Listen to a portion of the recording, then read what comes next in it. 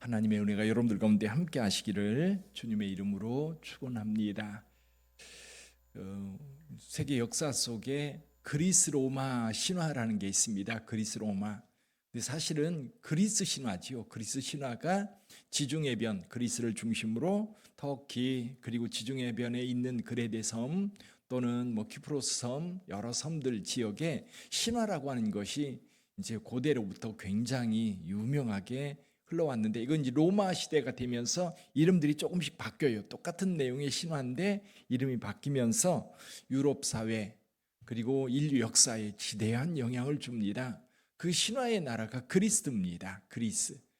그러니까 빌립보의 사도 바울이 빌립보에 들어가서 복음을 전하고 데살로니가, 베레아, 아덴, 고린도 쭉 지나가는데, 이 사도 바울 시대에는 이제 빌립보나 데살로니가, 베레아는 마케도니아라고 하는 지역으로 이렇게 되어 있었고요.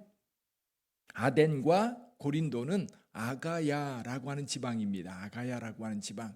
이 그리스라고 하는 곳에 가서 복음을 전하게 되는데, 이 그리스 지역은 신화의 나라예요. 근데 지금은 그리스가요, 동방정교회, 그러니까 기독교의 핵심 국가 중에 하나입니다. 동방교회 중심이 그리스. 지금 서방 세계에서는 그리스를 중심으로 그리스와 동유럽 그리고 시리아와 남부에 이제 그 이집트에 있는 기독교들, 그리고 저 북쪽에 가면 러시아 정교회, 그렇게 해서 정교회가 기독교가 이제 분포되어 있는데, 그리스 정교회가 중동 지역 전체까지 관할을 합니다. 이 신화의 나라가 어떻게 예수 믿는 기독교 국가가 됐을까? 그리스를 여행하다 보면 참 신기해요. 그리스나 터키 지역 가면 어디를 가든지 신전이 있어요. 어딜 가든지 신전이 있는데, 또 한 가지 어딜 가든지 교회 흔적이 있어요.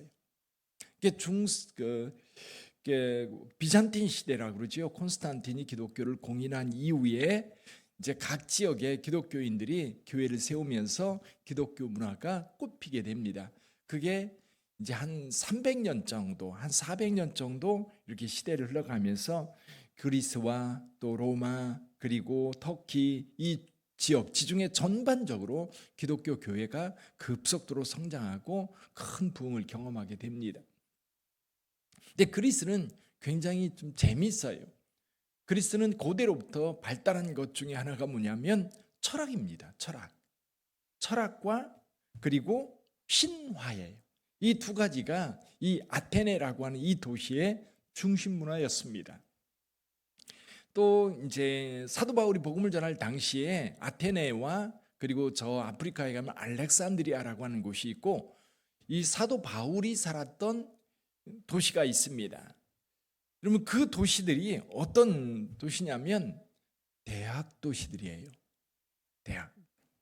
그러니까 대학이 발달한 도시, 그리고 이제 아테네 같은 경우는 철학이 발달하다 보니까 신화와 함께 철학으로 인하여 사람들이 많이 모였어요. 그래서 오늘 여기 말씀 가운데 이런 말씀이 있습니다. 여기 나그네 된 외국인들이 가장 새로운 것을 말하고 듣는 것 이외에는 달리 시간을 쓰지 않더라. 달리 시간을 쓰지 않는 사람들, 새로운 철학, 새로운 사고에 굉장히 귀를 기울이는 그런 사람들. 그러다 보니까 아테네는 그때 당시 이 로마가 지배하는 그때 당시 가장 문화적으로 발달한 도시, 그리고 사람들이 여행하고 싶은 도시. 근데 그 도시에 가면요, 중앙에 아크로폴리스라고 하는 언덕이 있습니다. 그 언덕에 파르테논 신전이 있고, 그 주변에 니케아 신전이라든지 여러 가지 신전과 극장들이 있는데, 서쪽 편에 가면 이게 이제 언덕이 있고 쭉 내려와서 저쪽 건너편에 아레오바고 언덕이라고 하는 곳이 있습니다. 오늘 사도 바울이 거기에서 사람들에게 말씀을 전합니다. 그 아레오바고 언덕 이렇게 주변에 가면 사도 바울의 설교문을 헬라어로 이렇게 돌에 이렇게 새겨가지고, 비석을 새겨가지고 이렇게 박아놓은 게 있습니다.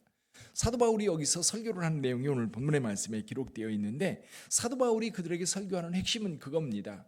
사람들이 하나님을 알지 못합니다. 하나님께서는 모든 사람에게 하나님을 알만한 것을 주셨어요. 그럼에도 불구하고 하나님의 아들 예수 그리스도가 이 땅에 오기까지 하나님을 인정하지 않아도 그냥 지나갔습니다.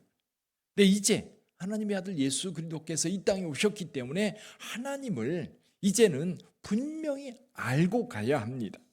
그래서 사도 바울은 여기에서 무슨 얘기를 합니까? 거기에 많은 신전들이 파르테논 신전, 니케아 신전, 여러 제우스 신전, 신전들이 많이 있고 그 신전마다 거대한 신상을 만들어 놓고 사람들이 거기에서 제사를 드립니다.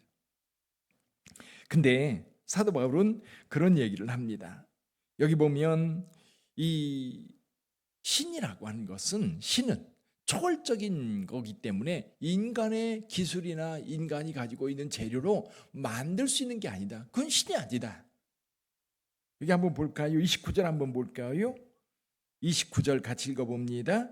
이와 같이 하나님의 소생이 되었은즉 하나님을 금이나 은이나 돌에다 사람의 기술과 고안으로 새긴 것들과 같이 여길 것이 아니니라. 사실 신화의 도시예요. 신화의 도시. 거기 신들이 많이 있고 신전들이 뭐 부지기수입니까? 그러니까 사도 바울이 그 신들을 이렇게 도시를 돌다 보니까 이런 곳까지 있는 거예요. 이름을 알지 못하는 신에게 그런 표지판이 있고 그런 신전도 있는 거예요. 그러니까 이 세상에 각종 신들이 있는데 우리 인간이 이름을 알지 못하는 신에게라고 하는 그런 표지판까지 세워놓고 신을 섬기는 그런 나라. 사도 바울이 얘기해요. 신이라고 한다면, 진짜 신이라고 한다면 우리가 이렇게 만들어 놓고 섬기는 것은 더 이상 신이 아니다. 그건 우상일 뿐이다.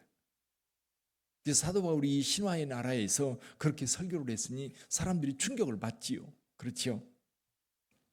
하나님의 초월성, 진짜 신은 초월성이고 또 한 가지는 뭐냐면 신이라고 한다면 여러분들이 어떻게 섬겨줘야 신이 어떤 달래지고 또는 섬겨주고 뭔가를 드려야 그제서야 마음이 놓이는 그런 신이라면 그건 신이 아니다. 신은 어때요? 하나님은 하나님 스스로 풍족하고 하나님 스스로 만족할 수 있는 그런 분이 진짜 신이라는 거예요. 그래서 어떤 사람이 이렇게 섬겨야만 되는 무엇이 부족한 것처럼 그렇게 섬겨야만 되는 그런 신이라고 한다면 더 이상 신이 될 수 없다. 한번 볼까요? 24, 25절 한번 보죠. 24, 25절 같이 읽어봅니다. 우주와 그 가운데 있는 만물을 지으신 하나님께서는 천지의 주제시니 손으로 지은 전에 계시지 아니하시고 또 무엇이 부족한 것처럼 사람의 손으로 섬김을 받으시는 것이 아니니 이는 만민에게 생명과 호흡과 만물을 친히 주시는 이심이라. 아멘. 하나님께서는 만물에게 생명을 주시는 분이고 그들의 삶의 터전을 만들어 주시는 분이지 사람들이 와서 뭔가를 섬겨줘야 살아가는 그런 신이라고 한다면 그건 신이 아니다. 자, 그렇게 강력하기 전합니다. 그러면서 알지 못하던 시대에는 하나님이 그냥 지나갔지만 이제 하나님의 아들 예수께서 이 땅에 오셔서 하나님 자신을 나타내셨기 때문에 이제 모든 사람들이 그 하나님을 믿고 인정해야만 된다. 그렇게 설교를 하고 있어요. 저는 이 설교를 이렇게 들으면서 그런 생각이 들어요. 오늘 우리 시대를 생각해 봐요. 오늘 우리 시대에도 하나님을 인정하지 않지만 각종 신들이 가득한 그런 시대에 살고 있죠. 돈이라고 하는 우상, 또는 건강이라고 하는 우상, 또는 뭐 쾌락이라고 하는 우상, 성공이라고 하는 우상, 나름대로 어떤 성취라고 하는 우상, 나름대로 사람들이 어떤 신으로 생각하고 그거에 몰두해서 거기에 사로잡혀서 살아가고 있어요. 근데 가만히 들여다보면 그 사람의 삶을 지배하고 있는 걸 보면 분명히 그게 그들에게 신이에요. 그냥 신상을 만들어 놓고 신 앞에 와서 비나이다 하지 않더라도 그들의 마음속에는 이미 돈이라고 하는 신, 건강이라고 하는 신, 거기에 사로잡혀 살아요. 또 쾌락이라고 하는, 성공이라고 하는, 그리고 세상적으로 뭔가 다른 사람이 알아주는 어떤 것을 하지 않으면 안 되는 그런 강박에 사로잡혀 살아가는 시대에 우리는 예수 그리스도를 전합니다. 어쩌면 그 시대에 사도 바울이 아레오바고 언덕에서 설교를 할 때 사도 바울의 이야기와 그 사람들이 가지고 있는 전혀 엉뚱한, 전혀 접촉점이 없는 것 같은 그런 상황에 사도 바울은 담대하게 복음을 전합니다. 어쩌면 오늘 우리 시대에도 세상 사람들은 우리가 전하는 예수 그리스도에 대해서 그냥 콧방귀 끼고 들은 척도 안 하고 그렇게 지나가는 시대, 여기서도 마찬가지였어요. 그런데요, 사도 바울이 전하는 그 메시지가 여러분 그 나라를 바꿨고 지금은 그리스가요 기독교 국가입니다. 기독교가요 철저하게 학교에서도 기독교를 가르치고 어디든지 교회가 있어요. 그래서 이 그리스도인들은 어떻게 신앙생활을 하느냐면 교회를 아버지 집이라고 생각해. 그래서 늘 교회에 들르는 거예요. 출근하다도 들리고 퇴근하다도 들리고 또 뭐 지나가다가도 들리고 그리고 아침 저녁으로 들리고 늘 들려서 기도하고 합니다. 이제 어떤 분이 물어봤대요. 당신은 이렇게 교회를 아무 때나 오냐? 그랬더니 당신은 아버지 집에 아무 때나 가지 그러면 언제 정해놓고 갑니까? 그리고 아버지 집에 갈 때 그렇더라고요. 어떤 분이 친정에 가는데 친정에 아버지와 어머니가 계실 때는 자유롭게 갔대요. 아무 때나 갔대요. 근데 어머니 아버지 돌아가시고 나니까 이제 오빠네 새언니 늘 전화하고 가야 되는 거예요. 나 언제 갈 거야. 근데 전에 엄마 아빠 계실 때는 어땠어요? 연락 안 하고 돼. 아무 때나 가도 돼. 그것처럼 교회를 그렇게 생각한다는 거예요. 여러분 우리 빛된 교회 성도님들도 그러시기를 바랍니다. 아무 때나 들르는 거예요. 내 아버지 집, 내 하나님의 집. 그래서 때가 되면 아니면 때가 아니라도 저는 지나다가 들르고 출장 갔다 들르고 아니면 출근하다 들르고 시장 왔다 들르고 잠깐 앉아서 기도하고 주님 묵상하고 주님 저 왔어요. 주님 저 왔어요. 요즘 저 많이 힘들어요. 요즘 저 너무너무 행복해요. 하나님 고마워요.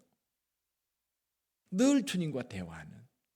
여러분 사도 바울이 복음을 전할 때는 정말 엉뚱한 복음 같았는데 그 복음 아레오바고 언덕에서 전했던 그 복음이 한 나라를 온전히 바꿔서 그리스도의 나라로 바꾸었던 것. 오늘 우리 빛된 교회도 이 나라를 그런 나라로 바꿀 수 있기를 바랍니다. 우리 빛된 교회가 전하는 이 복음이 세상에 생뚱맞은 게 아니라 그들을 구원하는 힘이고 능력이에요. 복음은 모든 믿는 자들에게 구원을 주시는 하나님의 능력인 줄 믿습니다. 우리가 전한 그 복음이 한 영혼을 살릴 뿐만 아니라 가족을 살리고요. 나라와 민족을 살리며 세상을 살리는 줄 믿습니다. 그래서 우리 빛된 교회 기도, 빛된 교회 복음 전하는 건 사도 바울이 담대하게 복음을 전했던 것처럼 우리도 담대함으로 그 복음 전하게 해달라고 기도할 수 있는 우리 빛된 교회가 되기를 주님의 이름으로 축원합니다. 기도하겠습니다.